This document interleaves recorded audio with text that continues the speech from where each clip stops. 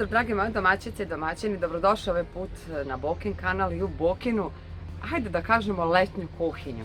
Danas idemo opet sa jednim divnim specijalitetom, ukoliko ja ne izgorim ovde pored žara.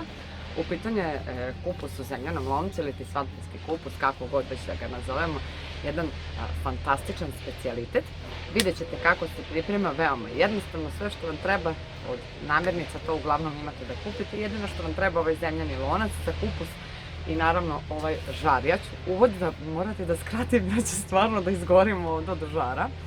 Uglavnom 4-5 sati laganog krčkanja dobit ćemo fantastičan kupus. Evo još jedan lep recept za sve one koji vole prirodu. Naravno, ukoliko nemate, mnogi su me pitali za jučerašnji recept, šta ako nemaju ovaj roštilj, potpuno nebitno, i za kotlić možete koristiti one nogare, bitno je žar da imate dole, i za ovo isto možete jednostavno u prirodi negde poređati ciglice, založiti žar i ovako staviti fantastičan obrok. Nadam se da ćemo i danas uspeti da izvedemo još jedan dobar recept u ovom roštilju i da ćemo biti svi zadovoljni kao što smo juče bili sa kotlićem. No da više ne dužimo, idemo na posao i da ovo krčkamo 4-5 sati. Uglavnom uključivat ćemo se povremeno da vidimo kako to krčka. Ja sad bežim odavde, inače ću se istopiti. Vidimo se. I danas ćemo napraviti taj čuveni kupus u zemljanom loncu. Glavni sastojak za pripremu ovog recepta je glavica kiselog kupusa koju sam ja odvojila, od koje sam u stvari odvojila 2-3 lista da bi stavila na dno lonca i prekrila kupus, a inače kupus režete ovako na ili krupnije kocke. Ja sam isekla ovako na krupnije, znači za debljinu prsta, ovako kao šniter. Znači glavica kiselog kupusa. Ovdje imam 4 veće šargarepe koje sam iseckala na malo krupnije kockice. Biće nam potreban mleveni biber, lovorov list, aleva slatka paprika i možete koristiti crvenu tucanu ljutu papriku ukoliko volite malo ljuće. Ono što ja volim da dodam u kupus je naravno 2 čena belog luka.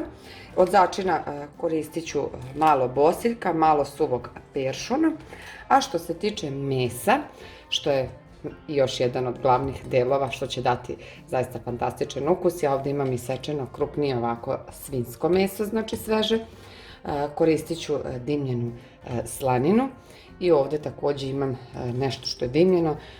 Ja mislim da je ovo dalje dimljeni gronik, slanina uglavnom mora imati malo onako fin šmeh. Naravno soli po ukusu, suvog začina, to nećemo previše, sve u zavisnosti koliko je kupus slan. Uglavnom začine dodajete kako želite i naravno po ukusu.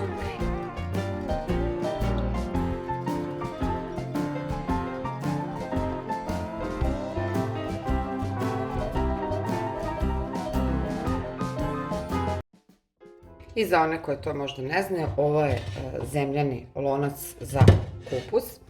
Ono što je bitno je, s obzirom da je moj nov, a i da nije nov, ali uglavnom kada je nov, pre prve primjene, da se sa svinjskom mašću, znači ovdje imam domaću svinjsku mast, premaže dno i svugde stranice i samim tim i poklopac ćemo svugde iznutra premazati.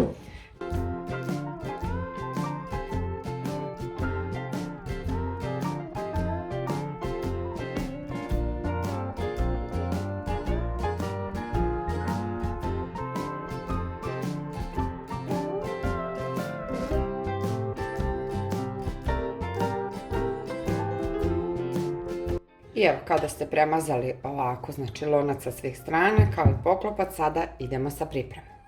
Na samo dno, da ne bi kupus izgorao, ja ću staviti ovako jedan list koji će ići na dno i u krug. Dobro ušuškati dole, jer ipak to sve ide na žar. Ostavit ću listić za gore. Sada na samo dno stavljamo kupus koliko stane u krug. Redovi koje ću ja praviti ne mora značiti da ćete i vi, možete iz 2 reda, 3, 4, 5, uglavnom svugde morate popuniti ovako dno.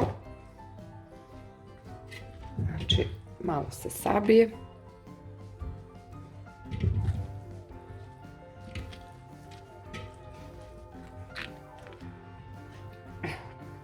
Sada idemo red svinjskog mesa.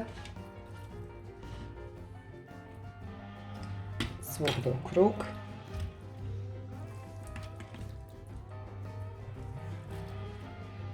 Ja ću čak što više ovo meso još i staviti ovako kao na zalogaj, da kada se bude vadilo bude lakše za vađenje. I preko mesa stavljam sada slanine.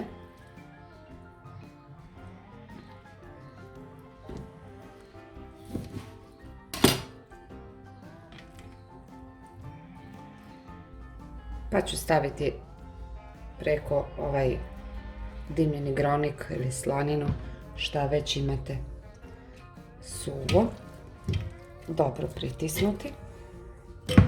Potom ću dodati pomalo šargarepe. Dodat ću malo samo ovako između prsta belog luka. Dodat ću list 2 lovora, biber. Sve začine dodajte po želji i ukusu. Malo slatke paprike, malo tucane paprike. Tako.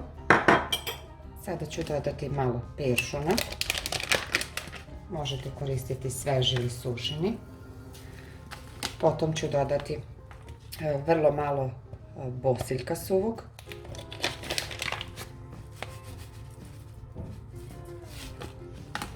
I sada idemo na isti način, ređamo red kupusa, red mesa, red slanine, red dimljenog nečeg, znači sve dok ne utrošite. Uglavnom samo kupusa mora biti, i pritiskajte, kupusa mora biti samo da se sa njim završi. Znači zadnji red kupus.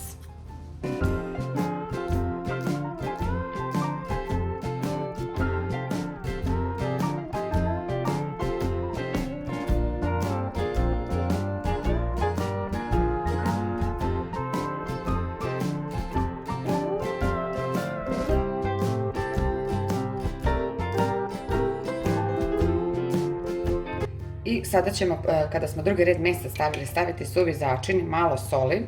To će biti 1 do 2 ove kafene kašičice. Nemojte previše, uvek možete posoliti prilikom jela. I dodat ćemo malo soli.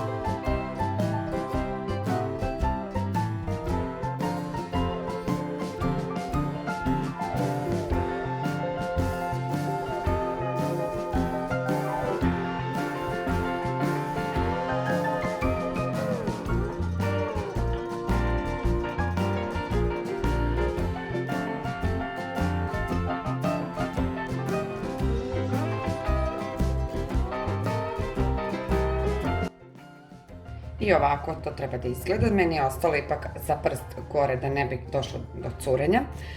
Ono što je sada bitno da znate da kada pravite kupus, uglavnom kupus otpusti svoju dodatnu tečnost, znači svoj sok, tako da ovdje ne ide neka tečnost, ali ja ću dodati samo ovu jednu manju čašu, eto koliko da ima, ali ću svakako tokom kuvanja proveravati, naravno ukoliko bude zahvalilo dodat ću, ali ovaj kupus ako budete dodavali previše tečnosti onda ćete dobiti čorbast kupus, a mi danas pravimo onaj pravi stari kupus u zemljanom loncu, znači on mora biti malo nagust.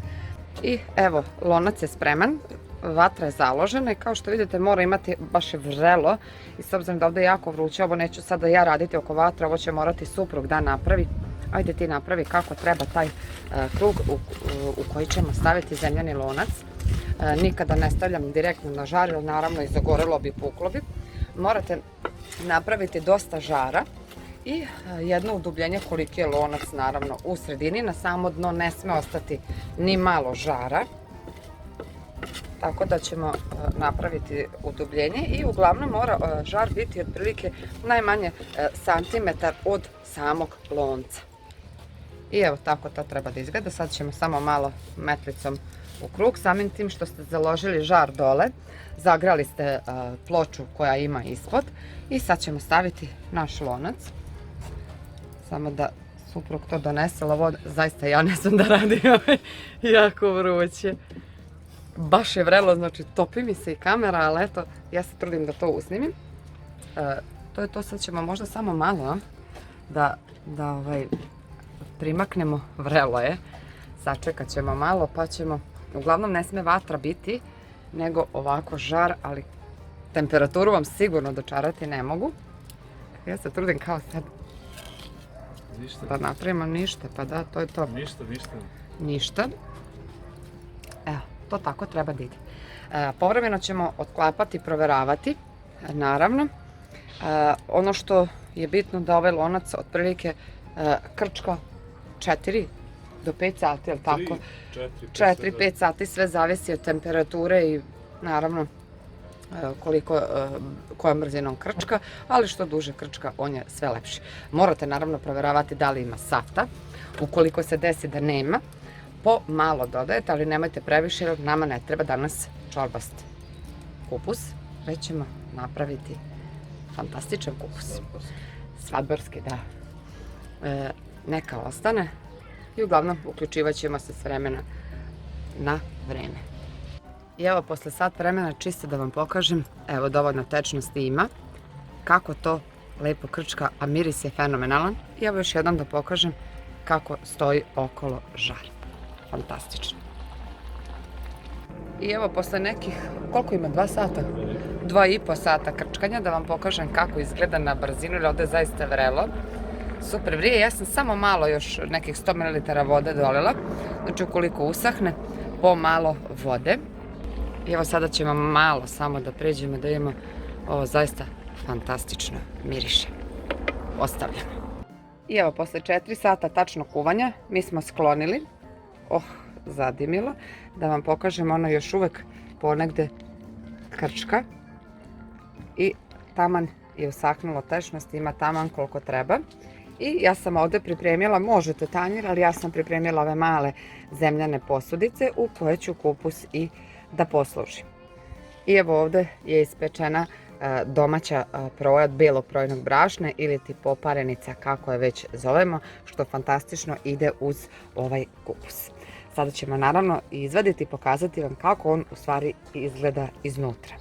I svakako ovo možete sipati kutlačom, ali ja ću ovu kašiku zato što mi je zgodnije s obzirom da je kupus vruć i zahvatit ćemo onako malo dublje da bi, kako smo ređali sve, uspeli i da sipamo.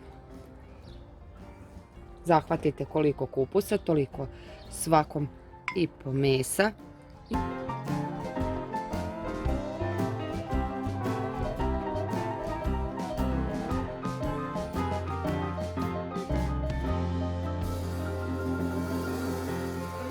I evo, dragi moji, došli smo do samog kraja. Na stolu je vruća domaća proja. Ja sam ovdje pripremila i pečene ljute paprike koje sam izbelolučila, znači sa belim lukom, sirćetom i uljem, što će biti fantastična kombinacija za ovaj kupus. Iako je jako vruća, ja ću vam pokazati evo kako on izgleda. Zaista nešto fantastično i nadam se da ćete ovo probati da napravite ukoliko volite ovakvu vrstu jela i imate uslove kao što sam ja ovo danas napravila. I svakako sad, evo ja ću vam pokazati, iako nije deo recepta, ali domaća proja, znači od belog projnog brašna, koja fantastično ide ne samo u sarme, nego i uz ovakve vrste jela. Ovo će biti jedan fantastičan obrok. Nadam se da ste uživali i u ovom današnjem videu. Mi ćemo se svakako vidjeti već u nekom sljedećem videu sa nekim još lepšim receptom. A do tog nekog sljedećeg videa i još lepšeg recepta ja vam svakako želim prijatno.